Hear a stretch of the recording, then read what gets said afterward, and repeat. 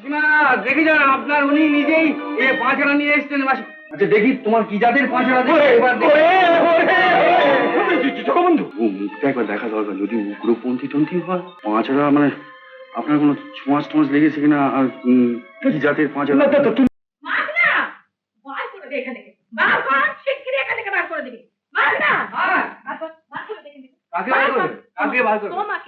আমাকে?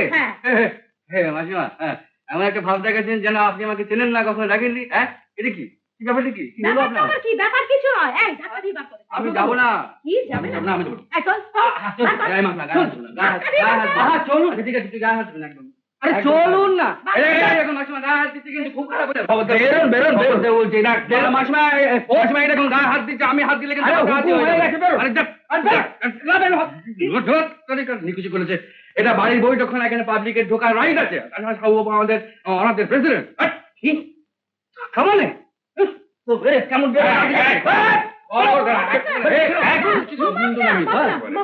চুপ কর বাবা, চুপ কর, ছেড়ে দে ছেড়ে দে। ও যদি বাইরের লোকের মতো এখানে থাকতে চায় থাকুক। আচ্ছা তাহলে কি বাইরের লোকেদের যেমন চা দেওয়া হয় চা দেবো? হ্যাঁ যা, যতদিন জেলা বড়ি আমসত্ত্বের প্রেসিডেন্ট আছি ততদিন চা তো দিতেই হবে। এই যে দিদি, ও দিদি, চা আমি খাবো না। দিদি মানে? ও জগবন্ধু, কাকে তুমি দিদি বলছো? আপনাকে আপনাকে যে বাড়িতে রান্নাঘর পর্যন্ত আমার যাওয়া আসা আছে সে বাড়ির গৃহিণীকে আমি মাসিমা বলে সম্বোধন করে থাকি। আর যে বাড়িতে এই বৈঠকখানা পর্যন্ত আমার পাসপোর্ট আছে সেই বাড়ির গৃহিণীকে আমি দিদি বলে সম্বোধন করে থাকি। আর যদি কোনো মহিলার সঙ্গে আমাকে ওই চৌকাঠের বাইরে দাঁড়িয়ে কথা বলতে হয় তাহলে তাকে আমি মিসেস তমুক বলে সম্বোধন করে থাকি। আর শুনুন, আমি মাসিমাদের হাতে চা খেতে ভালোবাসি, দিদিদের হাতে নয়, বুঝতে পেরেছেন? আপনি তো আমাকে ওই রান্নাঘর থেকে বৈঠকখানে ঠেলে দিয়েছেন, তাই আমিও আপনাকে মাসিমার থেকে দিদির পর্যায়ে এনে ফেলেছি। আর যদি আপনার সঙ্গে আমাকে ওই বাইরের চৌকাঠে কি কথা বলতে হয় তাহলে তো আমি আপনাকে মিসেস সাহু বলে সম্বোধন করব। বলবো এই যে সুমতি দেবী, হাউ ডু ইউ ডু। হ্যাঁ, আমাকে অনাথ করে দিয়ে এখন তো হাডুডু খেলবি। অনাথ কেন? অনাথ নয়, একটা টিবি রুগী এনে ওকে ছোঁয়াচ দিয়ে দিয়েছো না? এতে যদি ওর একটা ভালো মন্দ কিছু হয়ে যায়, উনি যদি চলে যায়, আমরা অনাথ হবো না। ওরে বাবা, এই দেখুন না, এই দেখুন এই কাগজে লেখা আছে যে যে নাবালকের মাতা এবং পিতা দুজনেই নেই তাকে অনাথ বলে গ্রাহ্য করা হবে। কিন্তু আপনার উনি কি মানলে পরে তো আপনি বড় জোর বিধবা হচ্ছে, কিন্তু অনাথ হবার যোগ্যতা তো আপনার হচ্ছে না। তাই আপনার উনিকে মেরেও আমার কোনো লাভ নেই। তা তো বটেই, তবে এসব শুনে মাথাটা কিরকম গোলমাল হয়ে গিয়েছিল। বিধবাদের যে কি কষ্ট তা একমাত্র ঈশ্বরই জানেন। একমাত্র তিনি জানতেন, কিন্তু তিনি তো এখন নেই, মারা গেছেন। কে? ঈশ্বর? হ্যাঁ, মানে ঈশ্বরচন্দ্র বিদ্যাসাগর। হ্যাঁ, তাই ভাবছি যে বিধবাদের জন্য এখন আমার একটা কিছু করা দরকার। ভাবছি কি যে ওই বিধবাদের জন্য একটা সমিতি খুলে বসবো, আর আপনিও ওই জিলাপড়ি আমসত্ত্বের সভাপতির সঙ্গে সঙ্গে ওই বিধবা সমিতির সভাপতি যাবেন। না না না, ও সমস্ত অলক্ষণে সমিতিতে আমি যাব না। এখন কেন? আপনি আগে বিধবা হন তারপরে যাবেন। কি মুশকিলে পড়া গেল। তোমার বউকে সভাপতি করো ভেজা। করবো, সুযোগ পেলেই করবো। কি বললে? দরকার হলে নিজে বউকে সভাপতি করে যাবো। আগে আপনার কথাটা বলুক। বলবে মানে? আমি তোমাকে মরার অভিশাপ দিইনি। বালাই ষাট। না না না, বললেও তো ফলবে না। বলুক।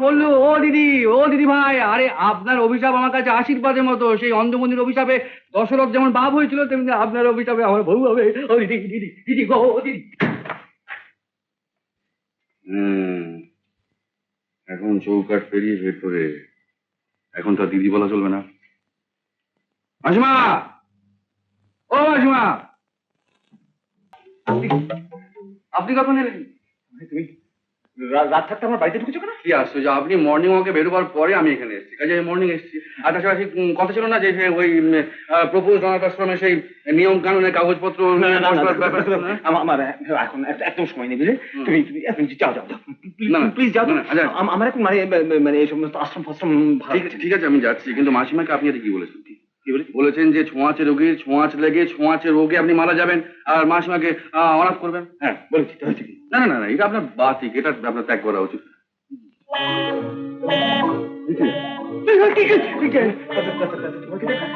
মুখ ঢেকে আছে কেন? উনি একজন মহাসাধক, সাধক, মহাপুরুষ।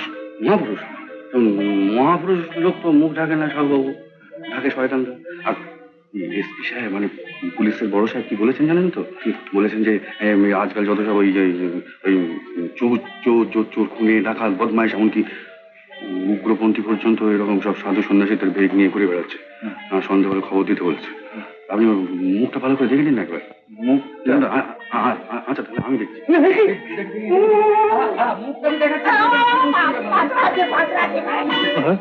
বলছি না পাঁচরা আছে। পাঁচড়া? ও তাহলে আপনি নিজেই সমাচার নিয়ে এসছেন? হ্যাঁ মাসিমা দেখে যান, আপনার উনি নিজেই পাঁচড়া নিয়ে এসছেন। ও পাঁচড়া কিন্তু খারাপ রোগ। হ্যাঁ আচ্ছা দেখি তোমার কি জাতের পাঁচড়া দেখে এবার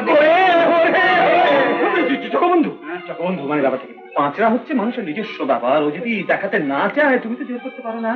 মানুষের ব্যক্তি স্বাধীনতা তুমি হাত দেবে? তা তো তুমি দাও না জগবন্ধু। আগে না, হ্যাঁ তা দি না। ও মুখটা একবার দেখা দরকার, যদি উগ্রপন্থী টন্থী হয়। তোমার কি রাজনীতিতে তো তুমি থাকো না জগবন্ধু। রাজনীতি আমি করি না। তাহলে এখন যাও, পরে এসো। কি জানেন পাঁচড়া মানে আপনার কোনো ছোঁয়াচ টোঁয়াচ লেগেছে কিনা, আর কি জাতের পাঁচড়া? তুমি তো আমাকে বললে বাতিক ত্যাগ করতে, আমি তো সেই বাতিকই ত্যাগ করছি। হ্যাঁ হ্যাঁ তাহলে আমি যাই। হ্যাঁ এসো। আচ্ছা যাও।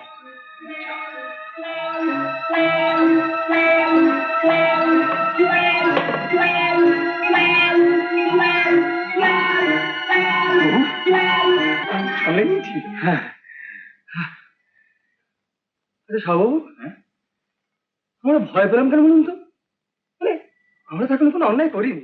উত্তম কুমারের সেরা সিনেমা দেখতে হলে ডাউনলোড করুন ক্লিক অ্যাপ।